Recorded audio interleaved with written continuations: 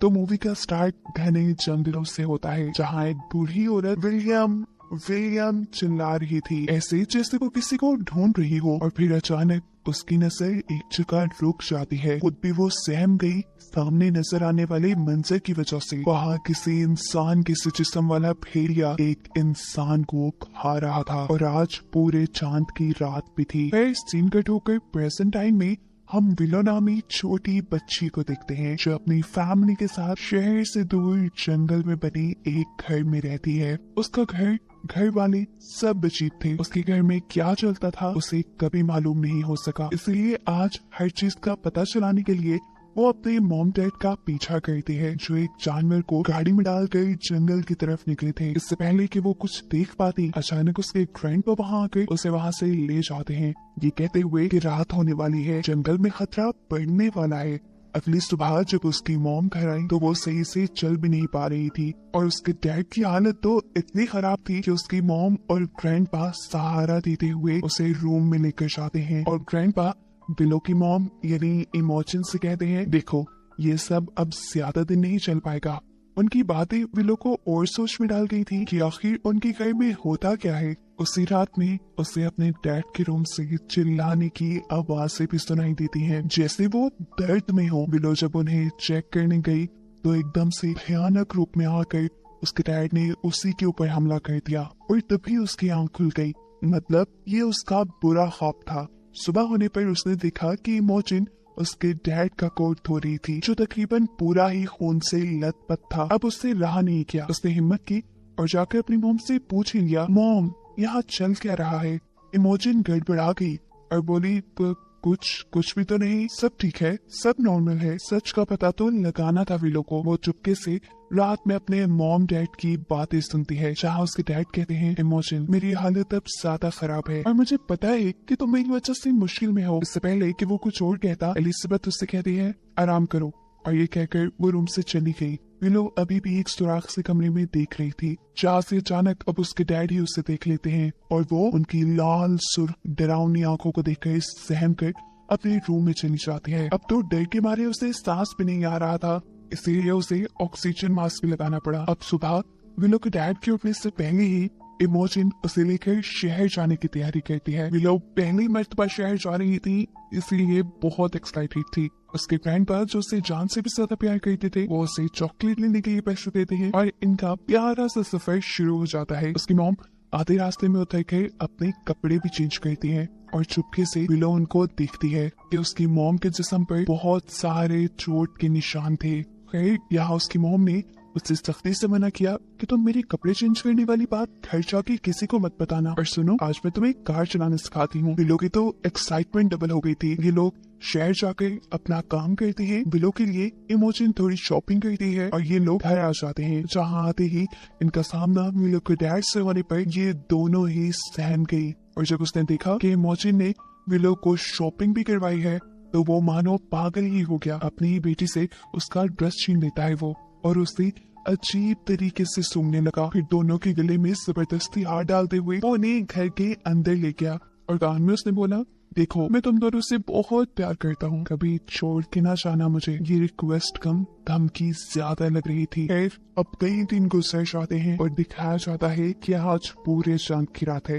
रात होने से पहले ही इमोजिन अपने गाड़ी के अंदर एक जानवर पैक करती है और विलो के डैड को लेकर जंगल के लिए निकल जाती है। वो कहाँ जाते थे, आज रात वो क्या करते थे, विलो भी जानना चाहती थी। विलो भी उनका पीछा करने का फैसला करती है। वो देखती है कि इमोजिन उसके डैड को लेकर एक गुहार के अंदर चली गई, जहाँ जाकर उन्होंने उसके डैड को जंजीरों से बांध दिया। इसके बाद इमोजिन जो अपने साथ जानवर लेके आई थी, उसे भी उस केव के अंदर छोड़ देती है, और फिर केव के बाहर लगा हुआ एक बड़ा सा लोहे का दरवाजा बंद करके वो अपनी गाड़ी की तरफ बढ़ जाती है। मॉम के हाथ से निकलते ही विलो जल्दी से उस दरवाजे में बने हुए गैप के जरिए उस केव के अंदर चली जाती है, अपने डैड को देखने के लिए कि आखिर उसके डैड को होगा क्या। पता चलता है कि उसे अंदर जाते हुए इमोजिन ने भी देख लिया था। वो चिल्लाती रह गई, विलो अंदर नहीं जाओ, अंदर खतरा है, लेकिन विलो ने एक नहीं सुनी।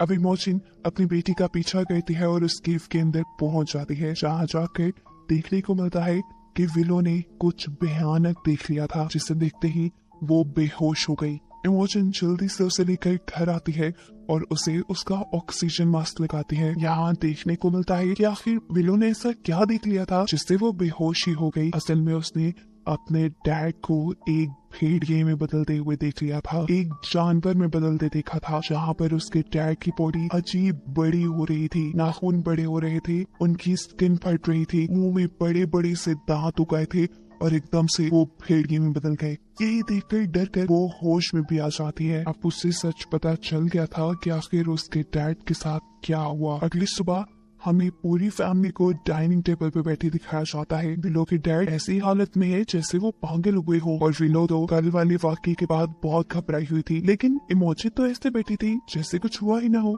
विलो अब घबरा कर यहाँ से उठकर अपने ग्रैंडपा के घर चली जाती है। उसके यहाँ से जाते ही उसके मॉम डैड उसके ग्रैंडपा से लड़ने के लिए आ जाती है कि बाहर निकालो विलो को। उसके ग्रैंडपा समझाते हैं, अरे वो डरी हुई है, उसे रहने दो कुछ दिन मेरे पास। लेकिन ये लोग जब ग्रैंडपा की नहीं सुनते और उनसे लड़ाई करने लगते हैं तो ये विलो से बर्दाश्त नहीं होता और वो चुपचाप अपने ग्रैंडपा के कमरे से निकलकर अपने घर की तरफ बढ़ जाती है। घर आकर भी उसकी दिमागी हालत काफी खराब थी। उसकी मॉम ने उससे जो नए कपड़े दिलवाए थे उसने वो भी फाड़ दिए।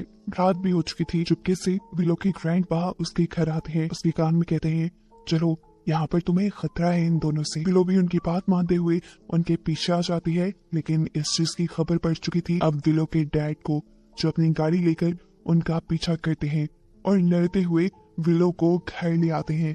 अब तो इमोजन को भी लग रहा था कि उसके डैड ने उसकी बेटी को किडनैप किया। इससे गुस्से में वो अपने डैड से कहती है, बस अब आप कभी मेरे घर नहीं आएंगे। उसने तो ये कहकर अपने कमरे का दरवाजा बंद कर दिया।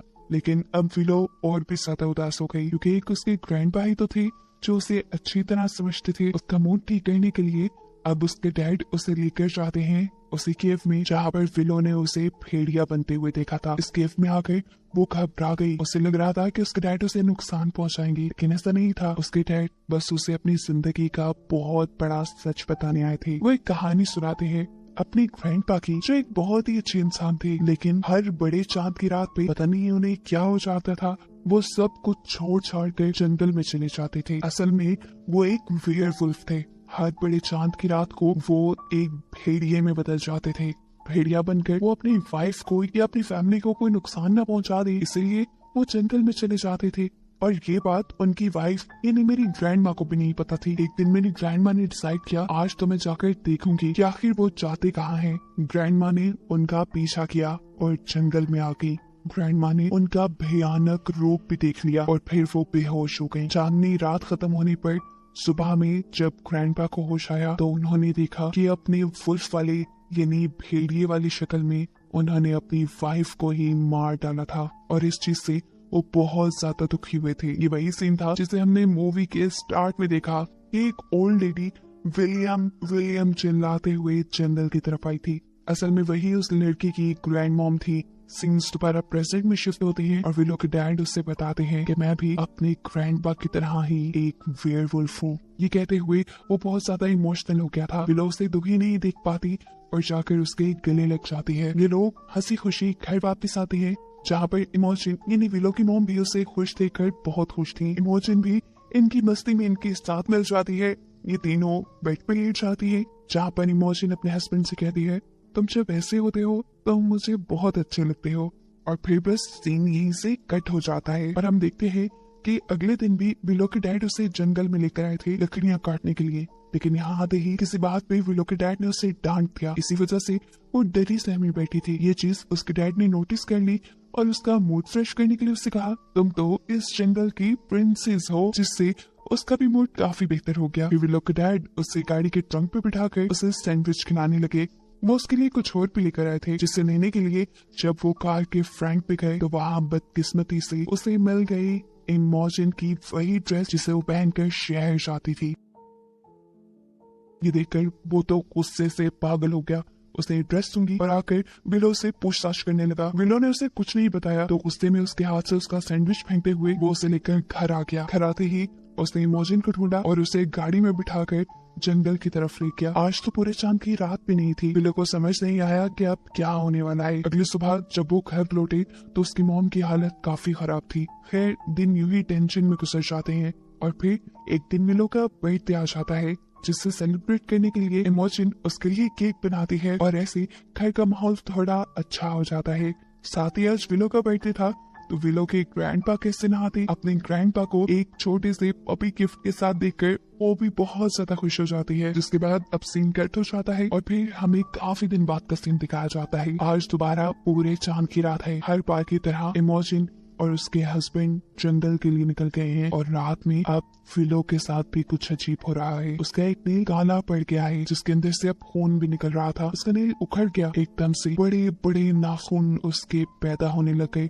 उसकी बॉडी भी बदल रही थी और दांत भी बिल्कुल एक भेड़िए जैसे हो गए। इससे पहले कि वो पूरी तरह भेड़िया बन जाती, उसे होश आ गया और पता चला ये सब उसका बुरा ख्वाब था। जब उठी तो वो बहुत ज्यादा घबराई हुई थी डर की वजह से। अब तो उसे सांस भी ठीक से नहीं आ रहा था। किसी तरह गिरते पड़ते वो अपना ऑक्सीजन मास्क उठाती है और अपने मुंह पे लगा लेती है। हालत बेहतर होने के बाद जब वो पानी पीने के लिए किचन में गई तो उसे दरवाजे के बाहर से किसी की आवाजें सुनाई दी। इससे पहले कि वो गेट खोल देती, उसके पीछे से ग्रैंडपा आकर उसे ये करने से रोक देते हैं। अब पता चला है कि असल में इमोजिन इस चांदनी रात में अपने हस्बैंड को अकेले ही जंगल में छोड़कर घर वापस आ गई थी। इसी वजह से तो वो बहुत गुस्से में घर वापस आया था। वो इनके साथ कुछ भी कर सकता था। विलो की हिफाजत करने के लिए वो विलो को ऊपर उसके रूम में छोड़ाते हैं और फिर इमोजिन अपने डैड से एक गन लेती है। गन लेकर वो जरूर अपने हस्बैंड को मार ही देती। ये चीज विलो की रियलाइज होते ही विलो दोबारा पैनिक हो जाती है और बेहोश हो जाती है। उसकी गिरने की आवाज इन दोनों ने सुन ली थी। ग्रैंडपा और इमोजिन दोनों यहाँ पर आते हैं। वो जल्दी से उसे ऑक्सीजन लगाना चाहते थे, लेकिन अफसोस इस सिलेंडर में ऑक्सीजन खत्म हो गई थी, जो लेने के लिए इमोजिन को अब नीचे बेसमेंट में जाना पड़ता। बाहर आए हुए खतरे की परवाह ना करते हुए वो बेसमेंट की तरफ बढ़ती है। वो जब सिलेंडर को लेकर वापस ऊपर कमरे की तरफ बढ़ ही रही थी कि गलती से उसके पॉकेट से गन भी गिर गई। बाहर अभी भी इमोजिन का हस्बैंड जोर जोर से दरवाजा नॉक कर रहा था। गुस्से में तंग आकर इमोजिन जोर से चिल्लाती है और कहती है, बस भी कर दो, चले जाओ यहाँ से। ऊपर विलो की सांस भी रुक रही थी। ग्रैंडपा इमोजिन को आवाज देते हैं और वो सब कुछ छोड़ छाड़ कर अब ऑक्सीजन सिलेंडर लेकर ऊपर आ जाती है। ये लोग विलो को ऑक्सीजन लगाते हैं और तभी इन्हें फील होता है कि अब नीचे इनके घर में कोई घुस आया है। कोई कौन? विलो के डैड ही होंगे ये। इमोजिन गन के साथ नीचे पड़ना चाहती थी, लेकिन तब उसे रियलाइज हुआ कि गन तो उसने कहीं खो दी। तब ग्रैंडपा अकेले ही नीचे जाने का फैसला करते हैं, जबकि इमोजिन विलो को लेकर एक कबर्ड के अंदर छुप जाती है। ग्रैंडपा जैसे ही नीचे आए तो वो लड़का बहुत ही ज्यादा गुस्से में था। उसने दोनों हाथों से ग्रैंडपा को उठाकर उछाला और ग्रैंडपा जाके एक दीवार में लगे हुए सींग वाली हैंगिंग्स पे लग गए। वो सींग पूरी तरह ग्रैंडपा की जिस्म के अंदर स्टैब हो गए। ये करने के बाद अब वो गुस्से में ऊपर गया इमोजिन को ढूंढने के लिए, जो कपट में छुपी हुई थी। विलो को भी ठीक उसी टाइम होश आया। इससे पहले कि वो डर से चिल्ला देती, इमोजिन उसके मुंह पे हाथ रख लेती है। वो बहुत ही ज्यादा डरी हुई थी कि कहीं उसका हस्बैंड उसे देख न ले, लेकिन वो यहाँ पे किसी को ना पाकर इस कमरे से चला गया और मौके का फायदा उठाते हुए ये भी कमरे से निकल गई। अब जल्दी से इमोजिन विलो को गाड़ी में बिठाती है और उससे कहती है, अगर 2 मिनट तक मैं ना आई तो तुम ये गाड़ी लेकर यहाँ से भाग जाना और जब तक सूरज ना उगे तब तक इस गाड़ी को चलाते रहना। मैं तुम्हारे ग्रैंडपा को लेकर आती हूँ। या इमोजिन जल्दी से घर आती है और अपने डैड को उन सींगों के ऊपर से उतारती है। वो बहुत ज्यादा दर्द तकलीफ में थे। बहुत मुश्किलों से वो उन्हें लेकर बेसमेंट तक आई।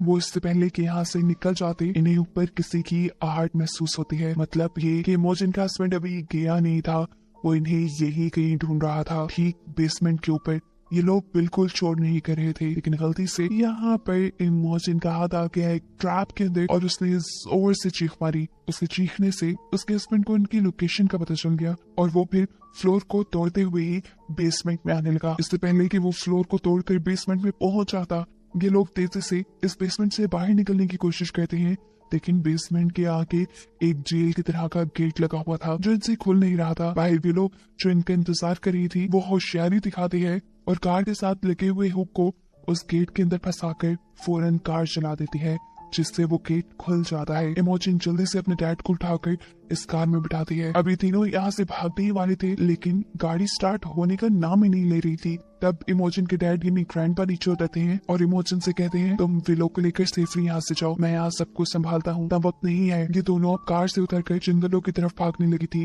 तभी अचानक किसी ने पीछे से विलो को उठा लिया। ये कोई और नहीं उसके डैड ही थे। जो जंगल में छुपे हुए उनका इंतजार कर रहे थे, वो उसे अपनी केव के अंदर ले गए और इमोजिन घबरा गई कि पता नहीं अब उसके बेटी के साथ क्या हो जाएगा। इमोजिन चीखते हुए उसके पीछे आती है और अब पहली मर्तबा हम विलो के डैड को एक भेड़िए की शक्ल में देखते हैं। उसकी गोद में विलो थी जो बेहोश हो चुकी थी पैनिक होकर। अपनी बेटी को बचाने के लिए यहाँ पर इमोजिन होशियारी दिखाती है और लड़ने के बजाय प्यार का हथियार इस्तेमाल करती है। वो उस भेड़िए का मुंह पकड़ के कहती है, सुनो, देखो, हम तुम्हारी फैमिली हैं और हम तुमसे बहुत प्यार करते हैं। ये सुनते ही उसे भी जैसे कुछ याद आने लगा था। अपनी फैमिली के साथ बिताए हर अच्छे लम्हे याद आने लगे थे। वो थोड़ा रिलैक्स भी हो गया था, इसलिए उसने विलो को छोड़ भी दिया। विलो अब इनसे दूर हो गई थी। दूर वो अपनी मॉम का इंतजार कर रही थी कि कब वो ये सब कुछ ठीक करके आएंगी। यहाँ उसका हस्बैंड गिनी भेड़िया, जो पहले अच्छी चीजें याद कर रहा था, अचानक उसे वो बात याद आती है जब ये तीनों बेड पे लेटे हुए थे और इमोजिन ने उससे कहा था कि तुम मुझे ऐसे बहुत अच्छे लगते हो। ये बात सुनते ही इमोजिन के हस्बैंड बहुत ज्यादा गुस्सा हो गया था। उसने इमोजिन को पकड़ा और वो इमोजिन को मारने लगा। उसने पूछा, ऐसा होता हूँ का क्या मतलब पिछली सीन में जब हमने देखा था कि सब अच्छा चल रहा था, तब भी कुछ अच्छा नहीं था। यही चीज अभी भी उसे याद आ जाती है और इसी चीज का गुस्सा वो इमोजिन पे निकालने ही वाला था कि यहाँ विलो के पाँव के जरिए एक लैंप नीचे गिर गया और वहाँ आग लग गई। इस टाइम विलो ने अपने मुंह पे